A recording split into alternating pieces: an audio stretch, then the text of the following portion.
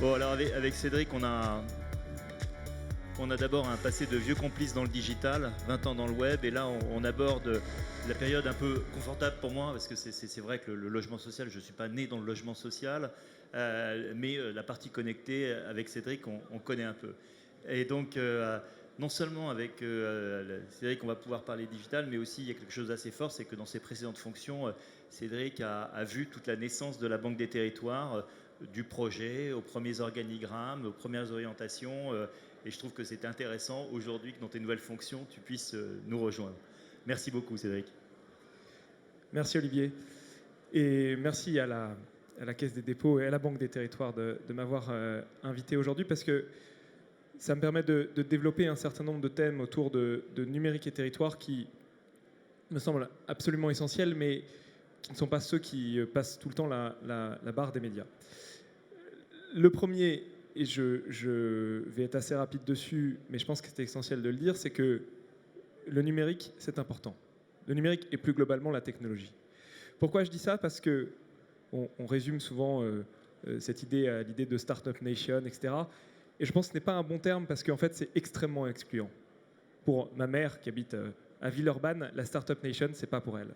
Or, si on regarde les chiffres macroéconomiques, aux États-Unis, dans les dernières années, entre un tiers et la moitié des créations nettes d'emplois, pas que dans les bassins de la Silicon Valley, mais même dans des bassins plus paupérisés, donc dans tous les États-Unis, c'est lié directement ou indirectement à la technologie.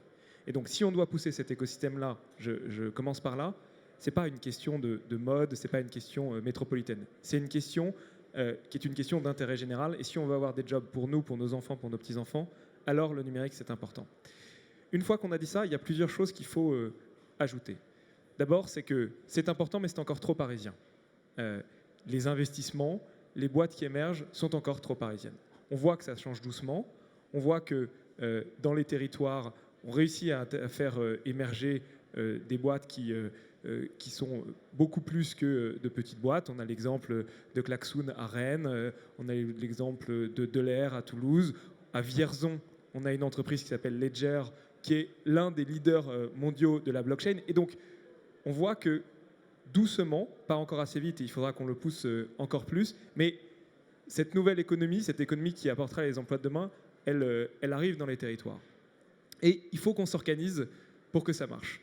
Il y a, à cet égard-là, aujourd'hui, on est confronté à une espèce de paradoxe qui est que d'un côté, on a 8,7% de chômage, et de l'autre côté, dans un secteur qui n'est pas un secteur d'emploi pénible et qui emploie à tous les niveaux de formation, aujourd'hui, on a 40 000 jobs qui ne sont pas fournis.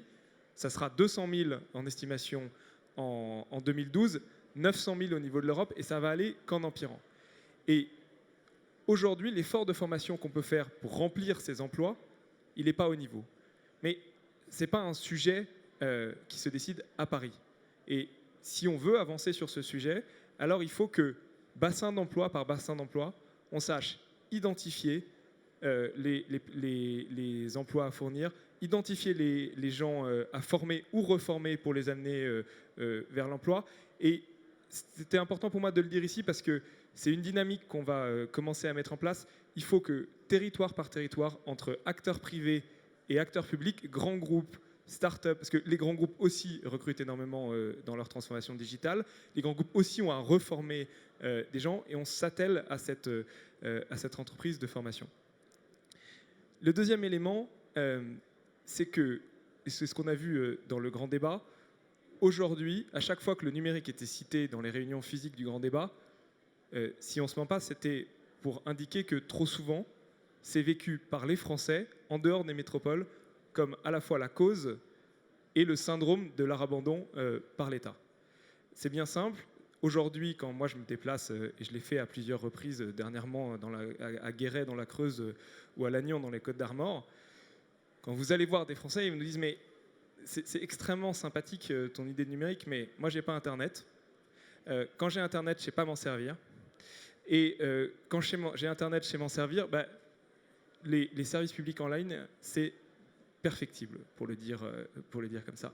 Et donc, une autre de mes convictions, c'est que si on n'est pas capable de connecter les gens, de les former ou de leur apporter une solution au plus près de chez eux, parce qu'il y a 13 millions de Français qui aujourd'hui n'utilisent pas Internet, un Français sur 5.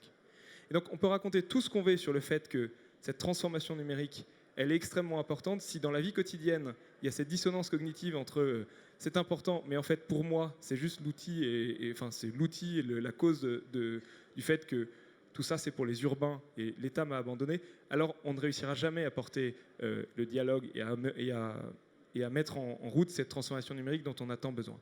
Et donc, ça interroge ce qu'on doit faire. D'abord, on doit apporter la connexion, la fibre quand il le faut, les réseaux quand il le faut. Et sur ce sujet-là, la Banque des Territoires est extrêmement engagée.